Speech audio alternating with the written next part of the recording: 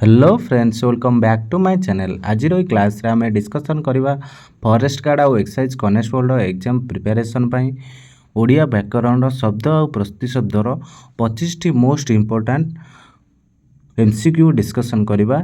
जो MCQ गुड़िक exam रे बारंबार आसी सारी अच्छी। जदि वीडियोटी भल लगे लाइक और सब्सक्राइब करने भूलिबा नहीं। आशा करुच्ची आपणकर प्रिपरेशन बहुत भल चली एग्जाम पाखे आसला। विलम्ब नक आज क्लास को चलतु आरंभ करवा। क्वेश्चन नंबर 1, सूर्यर प्रतिशब्द कौन? तो ये चार्टा ऑप्शन रहा। सूर्यर प्रतिशब्द कौन ना ऑप्शन ए शशि तो हेनी, शशि हूँ चंद्रर प्रतिशब्द, निशाकर हूँ रातिर प्रतिशब्द, अंबर हूँ आकाशर। ताले सूर्य कार प्रतिशब्द? ऑप्शन नंबर बी दिवाकर। ताले सूर्यर प्रतिशब्द हूँ दिवाकर। क्वेश्चन नंबर 2, चंद्रर प्रतिशब्द कौन? ताले चंद्रर प्रतिशब्द कौन? भास्कर हेनी, भास्कर हूँ सूर्यर, अग्नि नुह निआर प्रतिशब्द, पवन भी नुह। ताले चंद्रर प्रतिशब्द हूँ ऑप्शन नंबर सी शशि। ताले शशि हूँ चंद्रर एक प्रतिशब्द अटे। क्वेश्चन नंबर 3, अग्निर प्रतिशब्द कौन? ताले अग्निर प्रतिशब्द कौन हम? नीर हेनी, नीर हूँ पानी, पर्वत हेनी, नभ हूँ आकाशर प्रतिशब्द। ताले ऑप्शन नंबर ए पावक। ताले अग्नि हूँ पावकर एक प्रतिशब्द अटे। क्वेश्चन नंबर 4, आकाशर प्रतिशब्द कौन? ताले आकाशर प्रतिशब्द कौन हम? पवन हेनी, जल भी हेनी, अग्नि हेनी। ताले आकाशर प्रतिशब्द कौन हम? ऑप्शन नंबर सी अंबर। अंबर हूँ आकाशर एक प्रतिशब्द अटे। क्वेश्चन नंबर 5, पृथ्वीर प्रतिशब्द कौन? ताले पृथ्वीर प्रतिशब्द कौन है? नभ हेनी, अग्नि भी हेनी, जल हेनी। ताले पृथ्वीर प्रतिशब्द कौन ना ऑप्शन नंबर बी धरित्री हूँ पृथ्वीर प्रतिशब्द। ताले पृथ्वीर प्रतिशब्द कौन है ना धरित्री हूँ पृथ्वीर प्रतिशब्द। क्वेश्चन नंबर 6, बतासर प्रतिशब्द कौन? ताले बतासर प्रतिशब्द कौन? ऑप्शन नंबर ए पवन हम। ताले बतासर प्रतिशब्द हूँ पवन। क्वेश्चन नंबर 8, समुद्रर प्रतिशब्द कौन? ताले समुद्रर प्रतिशब्द कौन हम रे? ऑप्शन नंबर सी सागर। ताले सागर हूँ समुद्रर एक प्रतिशब्द अटे। क्वेश्चन नंबर 9, पर्वतर प्रतिशब्द कौन? ताले पर्वतर प्रतिशब्द कौन हम? जल हेनी, पवन हेनी, अग्नि हेनी। ऑप्शन नंबर ए गिरी। ताले गिरी हूँ पर्वतर एक प्रतिशब्द। क्वेश्चन नंबर 10, बनर प्रतिशब्द कौन? वन माने कौन? बण। बणर प्रतिशब्द कौन हम? ग्राम, घर, नगर हेनी। ऑप्शन नंबर बी अरण्य। अरण्य हूँ बनर एक प्रतिशब्द अटे।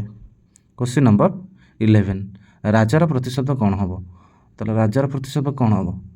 दास हेनी, मंत्री भी हेनी, प्रजा हेनी। ताले राजार प्रतिशब्द कौन हम ना ऑप्शन नंबर सी नृप। ताले नृप हूँ राजार एक प्रतिशब्द अटे। क्वेश्चन नंबर 12, मित्रर प्रतिशब्द कौन? ताले मित्र माने कौन? सांग। ताले सांगर प्रतिशब्द कौटा हम? शत्रु तो हेनी, गुरु तो ज्येष्ठ गुरु भी हेनी, भाई हेनी। ताले मित्रर प्रतिशब्द कौटा हम? ऑप्शन नंबर बी सखा। ताले सखा हूँ मित्रर एक प्रतिशब्द अटे। क्वेश्चन नंबर 13, शत्रुर विपरीत शब्द कौन? शत्रुर प्रतिशब्द कौन? कौन हम? मित्र हेनी, गुरु हेनी। शत्रुर प्रतिशब्द हूँ ऑप्शन नंबर डी अरी। अरी हूँ शत्रुर एक प्रतिशब्द अटे। क्वेश्चन नंबर 14, गुरुर प्रतिशब्द कौन? ताले गुरु माने कौन? शिक्षक। शिक्षक आ एक प्रतिशब्द कौन अटे? ऑप्शन नंबर सी आचार्य। ताले गुरु को आचार्य बोली कह जाए। ताले गुरुर प्रतिशब्द हूँ ऑप्शन नंबर सी आचार्य।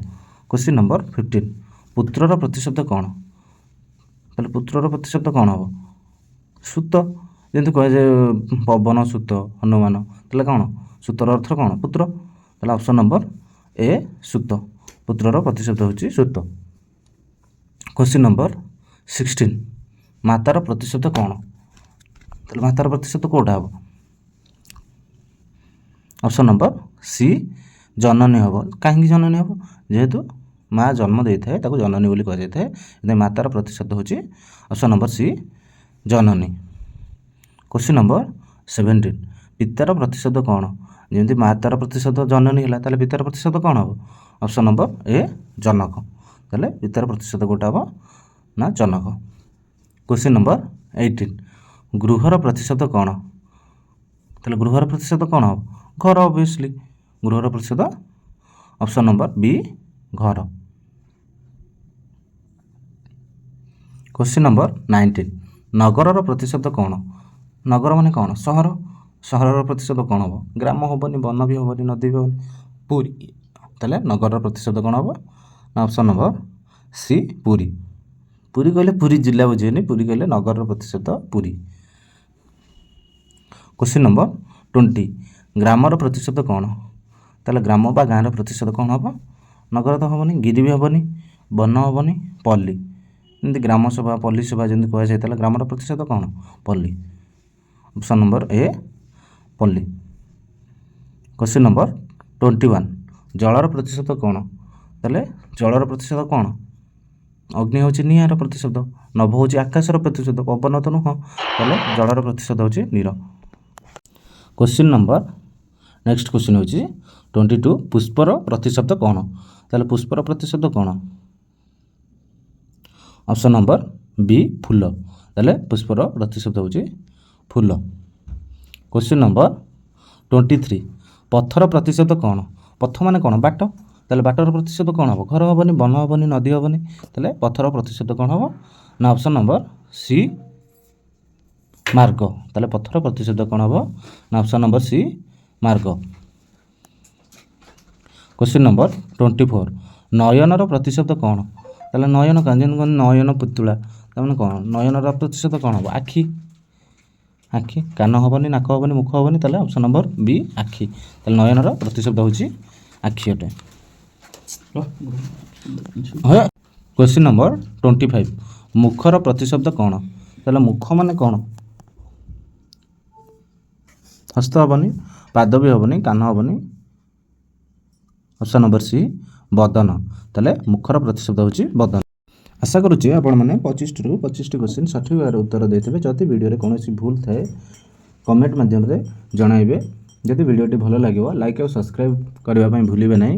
ଏହିପରି ଓଡ଼ିଆ ବ୍ୟାକରଣ ଭିଡ଼ିଓ ପାଇବା ପାଇଁ ଭିଡ଼ିଓକୁ ସବସ୍କ୍ରାଇବ୍ କରିବା ପାଇଁ ଜମାରୁ ଭୁଲିବେ ନାହିଁ। ଧନ୍ୟବାଦ।